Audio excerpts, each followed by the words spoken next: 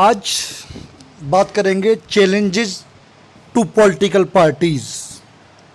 चुनौतियां क्या हैं पॉलिटिकल पार्टीज़ की, या ये कहिए कि प्रेजेंट पॉलिटिकल पार्टीज़ में क्या क्या कमियां हैं जिनको सुधार कर जो प्रजातांत्रिक व्यवस्था है उसमें भी सुधार लाया जा सकता है। देखते हैं challenges to political parties. The first challenge is lack of internal democracy within parties. देखिएगा, जो पॉलिटिकल पार्टीज़ हैं उनके अंदर डेमोक्रेसी का अभाव है या कमी है। हम ये देखते हैं कि जो पॉलिटिकल पार्टीज़ है उनमें कोई रजिस्टर नहीं होता मेंबरशिप का, कोई मीटिंग्स रेगुलर नहीं होती, कोई इंटरनल इलेक्शन नहीं होते, और जो ऑर्डिनरी मेंबर्स होते हैं उनको पूरा कोई ज़्यादा जानकारी नहीं होती। जो टॉप लीडर्स होते हैं वही सब कुछ डिसाइड कर लेते हैं। चुनाव होता ही नहीं है। जो चुनाव के लिए तैयार हुई संस्था है पॉलिटिकल पार्टीज़, उसमें अंदर चुनाव नहीं होता।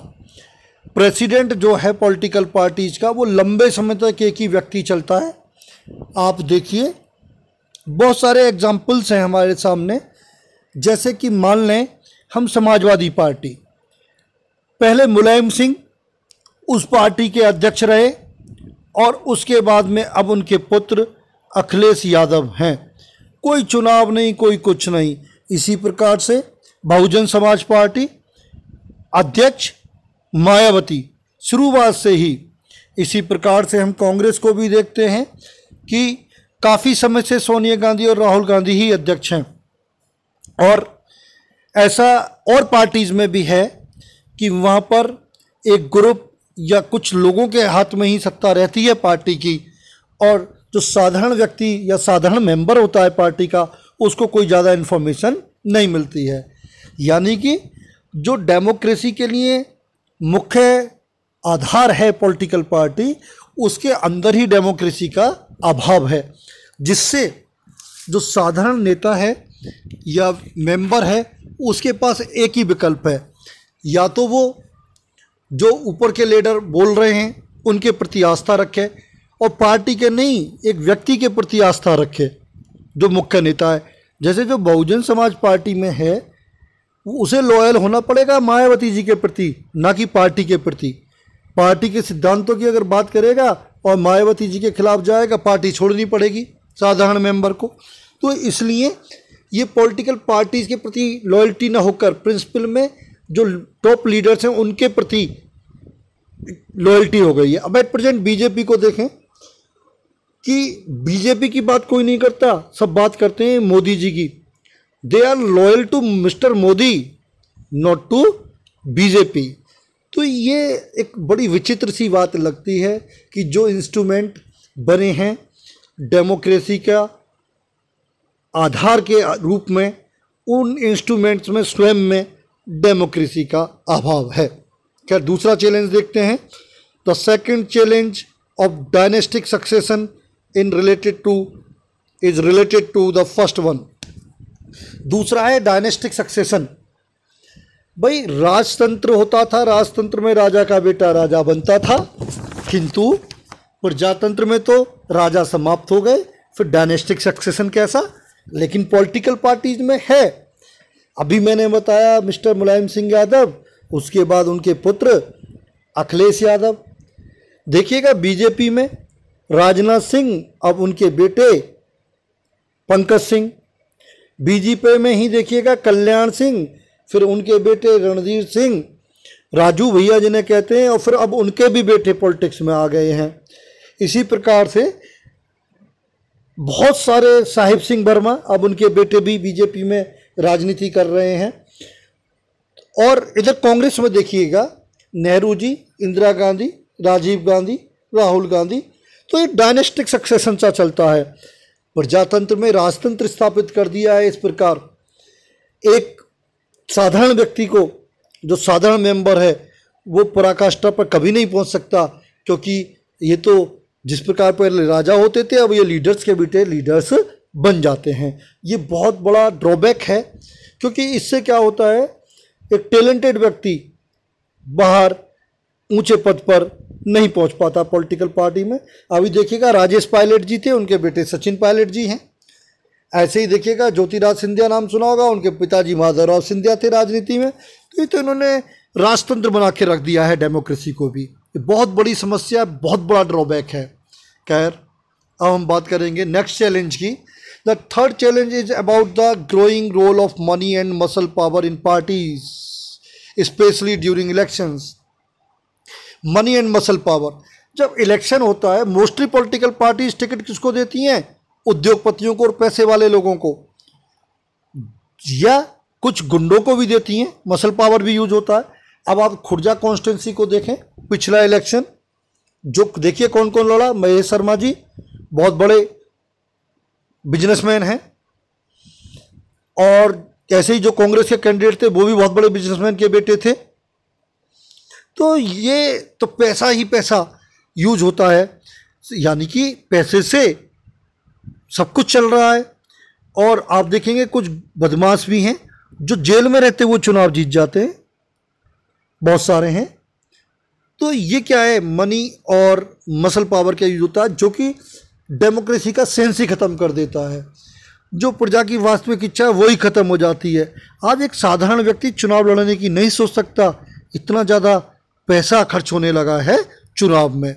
यद्यपि इलेक्शन कमीशन ने लिमिटेशन कर रखा है कि इससे ज़्यादा खर्च नहीं करेंगे, लेकिन आप सब जानते हैं कि कानून कुछ होता है और होता है कुछ और है।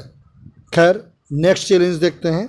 The fourth challenge is that very often parties do not seem to offer a meaningful choice to the voter.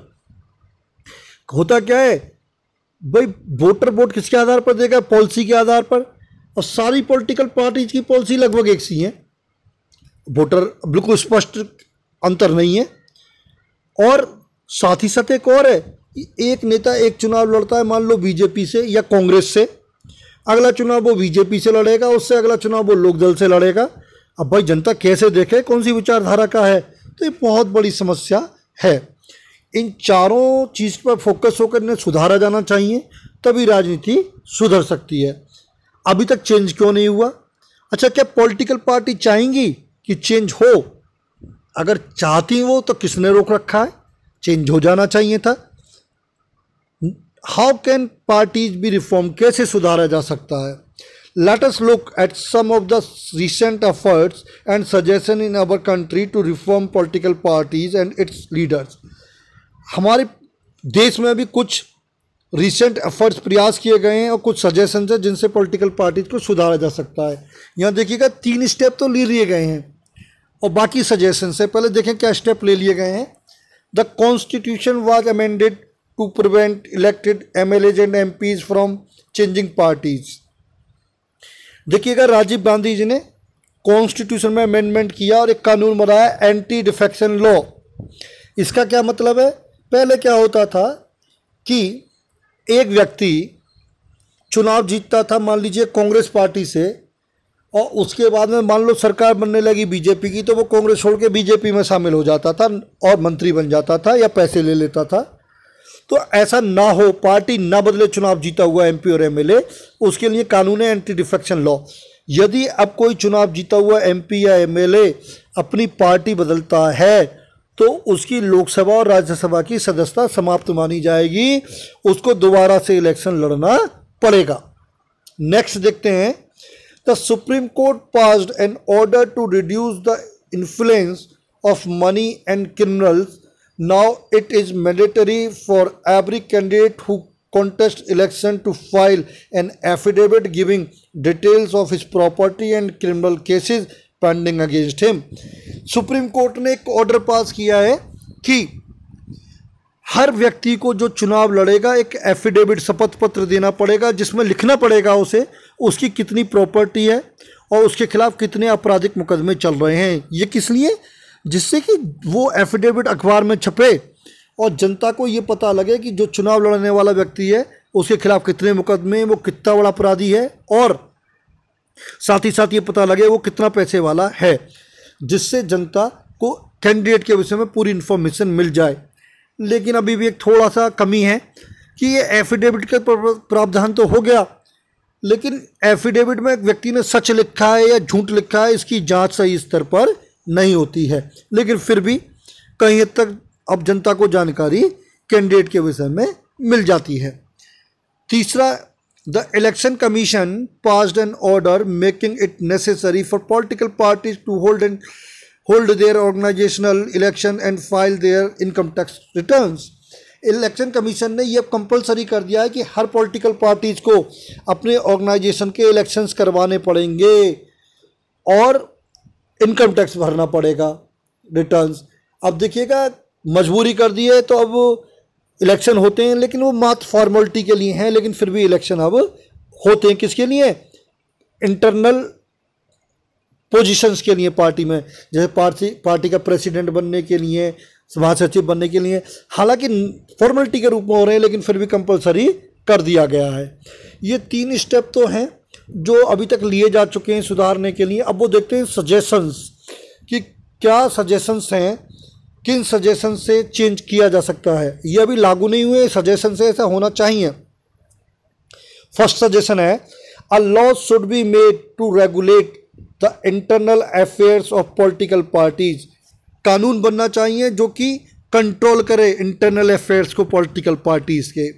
It should be made compulsory for a political parties to maintain a register of its members, to follow its own constitution, to have an independent authority, to act as a judge in case of party disputes, to hold open election to the highest post।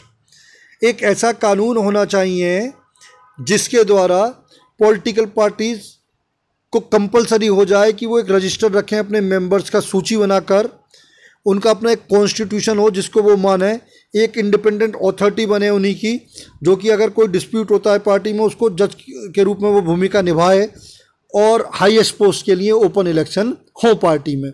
ये एक सुझाव है, अभी लागू नहीं हुआ है। दूसरा सुझाव देखिए, it should be made mandatory for political parties to give a minimum number of tickets about 1/3 to women candidate. Similarly there should be a quota for women in the decision making bodies of the party. ये compulsory कर देना चाहिए parties के लिए कि वो महिलाओं को कम से कम 1/3 सीटों पर टिकट दे, और जो उनकी डिसीजन मेकिंग बॉडी है उसमें भी महिलाओं को रिजर्वेशन दे। देखिएगा, सजेशन तो अच्छा है। पिछले लगभग 30 सालों से, 30 क्या 35 और 40 साल ही हो गए होंगे, एक बिल पेंडिंग है लोकसभा में महिलाओं को 1/3 रिजर्वेशन देने का लोकसभा में।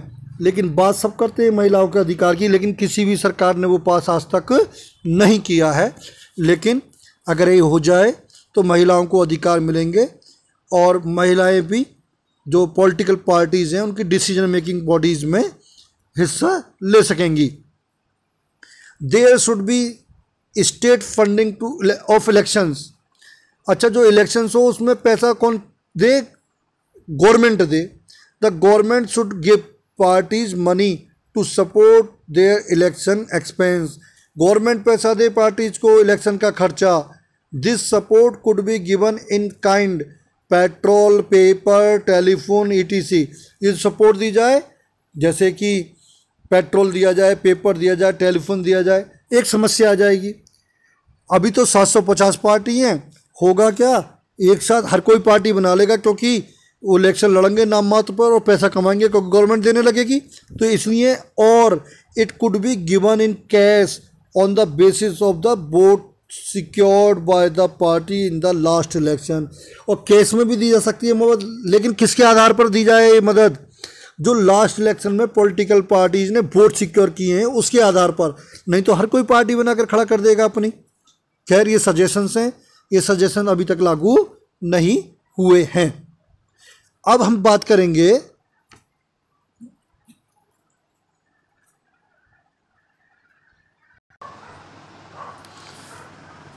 हम बात कर रहे थे, तो ये इस तरीके से नकद में भी पैसा दिया जा सकता है, लेकिन पॉलिटिकल पार्टीज खुद सुधरना नहीं चाहेंगी। अब 2 तरीके और हैं पॉलिटिकल पार्टी सुधारने के। पहला तरीका तो ये है कि जो जनता है वो बहुत ज़्यादा अलर्ट हो और जनता प्रेशर बनाए गवर्नमेंट के ऊपर, पॉलिटिकल पार्टीज़ के ऊपर, धर्म के ऊपर मीडिया रोल प्ले करे और इन पॉलिटिकल पार्टीज़ को ये लगने लगा कि जनता का सपोर्ट चला जाएगा तो वो चेंज करेंगी। दूसरा तरीका ये है, हमारे यहाँ पर किसी से पूछा जाए कि आप पॉलिटिक्स में जाएंगे, बोले नहीं पॉलिटिक्स बहुत बुरी चीज़ है। अरे जब आप अच्छे हैं और उसे बुरा बता रहे हैं, जाने रहे, बुरे लोग जाएंगे तो बुरी रहेगी।